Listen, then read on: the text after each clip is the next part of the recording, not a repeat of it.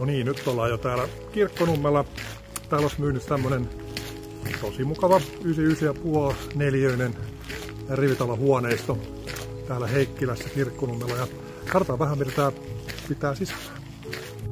Tuolta äsken kävelin tänne päin ja täällä on tosiaan tää piha. No Kirkkonummella yleensäkin, kun on paljon pihoilla tilaa, niin myös täälläkin tässä Kaksosmäessä, että on tilaa leikkiä lapsien ja yhtiössä ihmisten liikkua ja elää. Tuolla sitten se asutaan.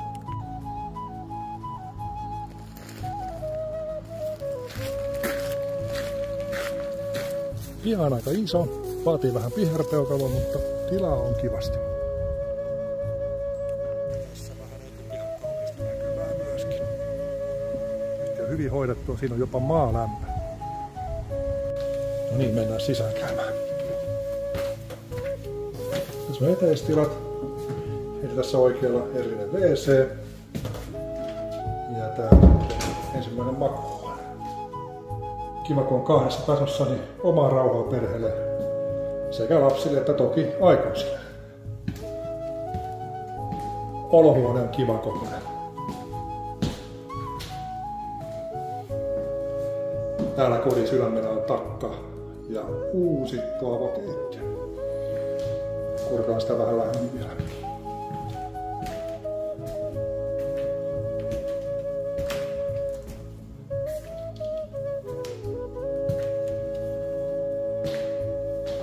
Takka ei ole varava, mutta kaunis kuin mikä.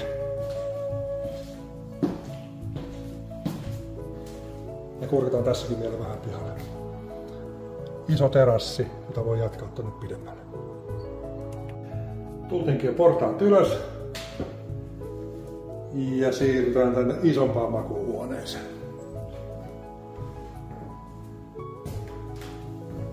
Ja tästähän voi tehdä toisen makuuhuoneen helposti, jos on tarvetta. Ilmanvaihto löytyy ikkuna molempiin huoneisiin. Täällä olisi iso parveke, niin kuin näkyy ilta-auringon suuntaan. Siellä se aurinko laskee pikkuhiljaa. Ja upeat näkymät tähän taloyhtiön pihalle. Kipaistaan tänne toiseen makuuhuoneeseen vielä.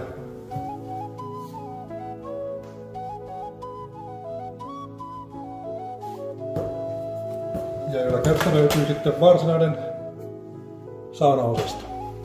Täältä löytyy paikka pesukoneelle ja kuivurille.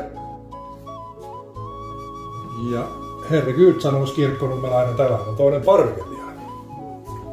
Täältä saunan jälkeen on mukava katsella juoma kädessä.